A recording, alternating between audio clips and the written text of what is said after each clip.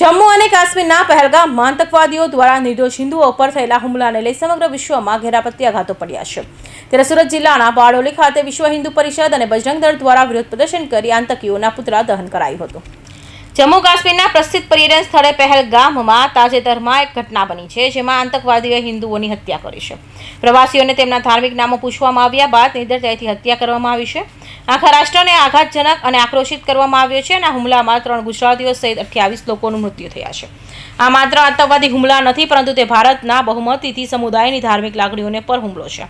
તેને લઈ સમગ્ર વિશ્વમાં અને દેશમાં ઘેરા પ્રત્યાઘાતો પડ્યા છે અને ઠેર ઠેર વિરોધ પ્રદર્શન થઈ રહ્યા છે। ત્યારે સુરત જિલ્લા બારડોલીના શહીદ ચોક ખાતે વિશ્વ હિન્દુ પરિષદ અને બજરંગ દળ દ્વારા વિરોધ પ્રદર્શન તેમજ આતંકીઓનું પુતળા દહન કરવામાં આવ્યું હતું।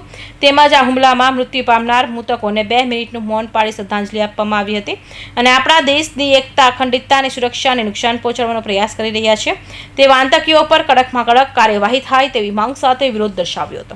અને સુરત જિલ્લા બજરંગ દળ સંયોજકની જવાબદારી નિભાવું છું।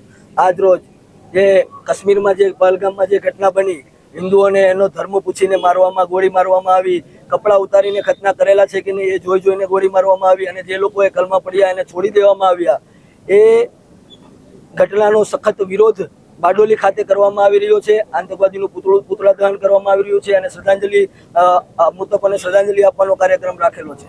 અને આજ રોજ આપની ચેનલના માધ્યમથી સરકારશ્રીને એક વિનંતી કરવા માંગીએ છીએ કે સર્જિકલ સ્ટ્રાઇક થવી જોઈએ, બદલો લેવાનો છે, ઈંટનો જવાબ પથ્થરથી દેવાનો છે। પાણી બંધ કરવાથી, વ્યવહાર બંધ કરવાથી, તાત્કાલિક પાકિસ્તાનીઓને અહીંથી પાકિસ્તાન પાછા મોકલવાથી કાંઈ નથી થવાનું।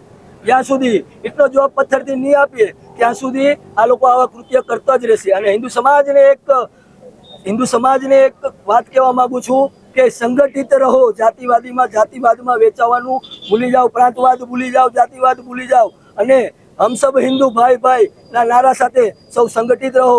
યોગીજીએ કીધેલું છે ને કે બટેંગે તો કટેંગે, એ વાત યાદ રાખો। જબ જબ બટા હિન્દુ તબ તબ કટા હિન્દુ।